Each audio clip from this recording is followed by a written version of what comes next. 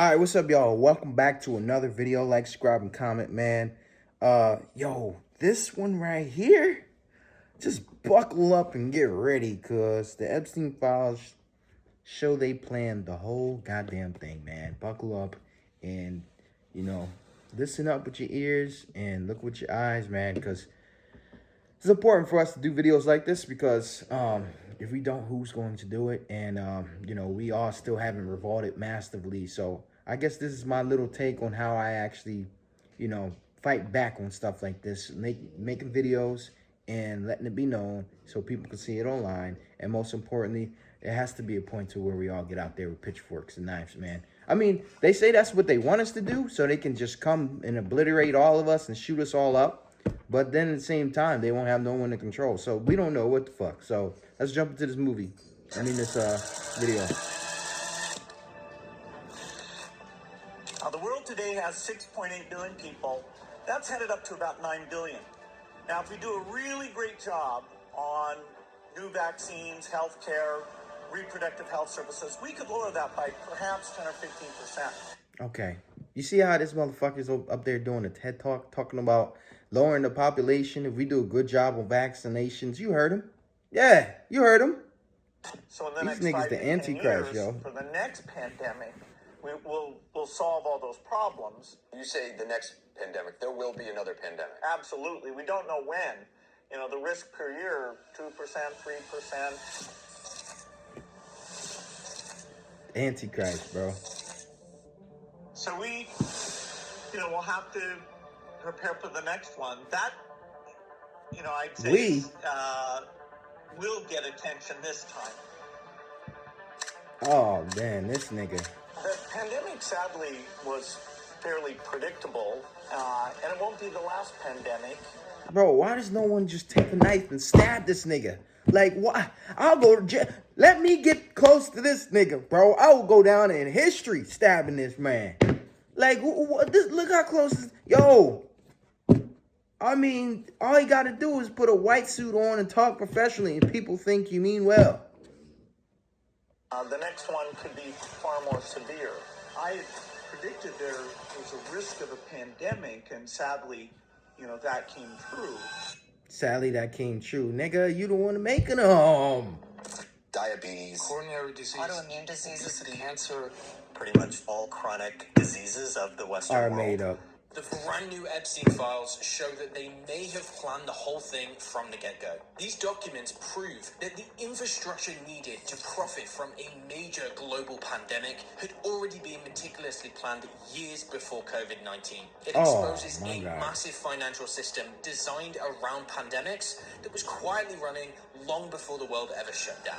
Furthermore, it also shows many of the key players who were involved. Through an extensive review of these newly released documents, investigative journalist Sayed G has exposed a hidden network which directly connects Bill Gates, Jeffrey Epstein, and a host of other extremely powerful individuals. It places Epstein front and center, revealing the instrumental role he played in orchestrating the connections, brokering the deals, and guiding the strategic decisions. Also, that Gates and his friends could plan for future pandemics years ahead of time. So the trail of evidence starts in 2011, with internal emails from JP Morgan Bank showing that Jeffrey Epstein helped design the financial apparatus, which would later go on to secure over $100 million in funding for the Gates Foundation. So in these emails, Epstein was advising the bank's most senior executives on how to pitch a Gates-anchored donor fund, specifically for the purpose of bringing in investment for vaccines. Now, this would of course be masquerading as a charitable project, but was in fact designed to generate massive profits. Indeed, it set up a permanent pipeline where massive amounts of money could...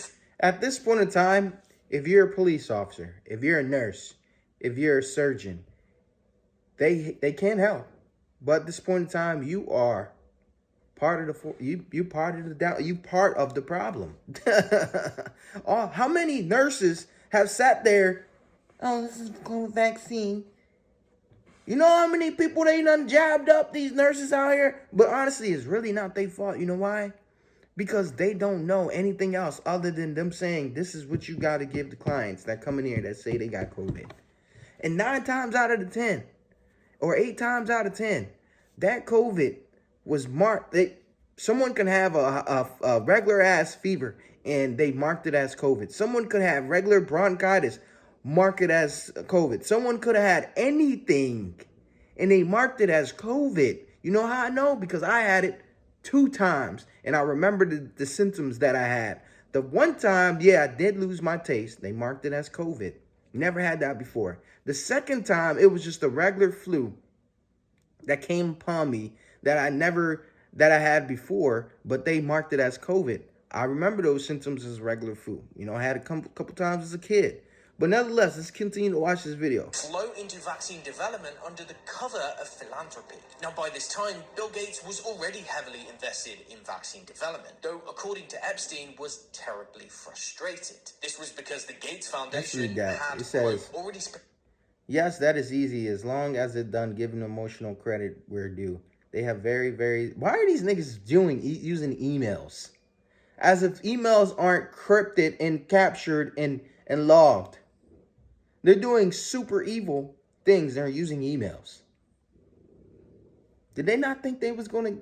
No, they didn't think so. Billions, yet there was little that could be held up as a great success. And Epstein was right. Gates had already had a long history with vaccine development, dating back to the early 2000s. However, his efforts were already being met with controversy and criticism. This was particularly true regarding the mass distribution of vaccines throughout the Third World, which were later found to cause widespread infertility. It's also true of the grand promises of disease eradication through specialized new vaccines, which in many cases actually made the problem worse. Now, it's also worth noting that Gates himself is on record, proudly proclaiming that vaccines could successfully reduce the global population by a significant amount. The world today Bro, wait, let's see. has 6.8 billion people.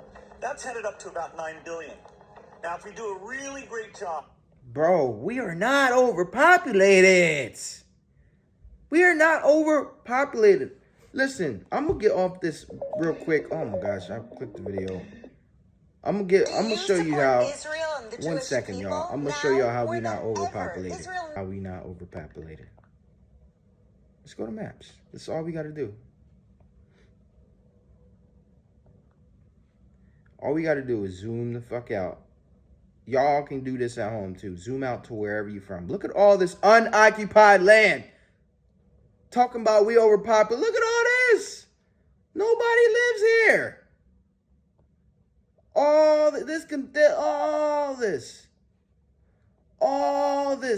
We talking about we overpopulated. There's so much room on this planet. Talking about we overpopulated. We overpopulated in the sense of where you can't control us. The more people we have, the more it gets harder for you to control. So they overpopulated, they saying for them, but the whole world is not overpopulated, bro. Bro, there's no way. Look at all this land, you zoom going anywhere. Land. You look at over here in Egypt, land. We talking about we overpopulated, man. His evil ass, bro. We need to do something about him, bro. All right, let's finish the video. Reproductive health services, we could lower that by perhaps 10 or 15%. And indeed, it's phrases like this which really make you wonder about his intentions. But when we fast forward just 2 years into the future, this vaccine funding project that him and Epstein were colluding on would finally materialize. So in 2013, the Gates Foundation went on to create a special investment structure, which they called the Global Health Investment Fund. Global Health Investment Fund. It allowed Fund. private investors to inject money into drug and vaccine development for the stated purpose of improving global health. In return, investors would bring in steady returns between 5 and 7%. Nothing too strange there. However, the key difference and what made this unusual was that these investors were offered a 60% guarantee of principal. And what does that mean? It means that private investors would only be risking a maximum of 40% of their original investment if things didn't go well, of course. The other 60% loss, well, that would be covered by the Gates Foundation and its partners, using philanthropic and public money. Now, in plain words, private investors got to keep most of the profits if things went well, but they were mostly protected from the biggest risks by charity and taxpayer-backed money. And why is this significant? Because this setup basically turned global health issues like pandemics into seriously profitable business opportunities, all with low risk. It means that there was now a real incentive to pump massive funds into these kinds of projects, and it also laid the groundwork for everything that followed later on. However, Epstein's role in this story doesn't end there. Over the years, he continued to expand Gates' influence in the field of pandemic preparedness. Furthermore, the financial foundation from 2011 quietly paved way for something much bigger. And with the money pipeline now secured, the next phase was turning those resources into actual global governance. Fast forward just 2 years to 2015, documents show that the Gates Foundation was already in active discussions with several other groups about pandemics and global responses. This was way ahead of any outbreak. Many of those groups overlapped with the International Peace Institute, which in that same I don't know year anything he's saying right now that's high-level going off my expert head, convening but in Geneva, mostly and the topic of on the note of taxes. Stop paying your taxes. We understand already that this shit is already funding so many evil things amongst this realm. Every tax dollar is going to something demonic, all right? In the sense of Social Security isn't even going to be a thing in the next couple of years. You know why? Because there's now AI, taking the jobs of the United States citizens. So if there's AI taking the jobs of the United States citizens, why in hell should there be Social Security? Because Social Security was to be able to make them taxed people so we can be able to give them the money so they can do these, these shenanigan projects.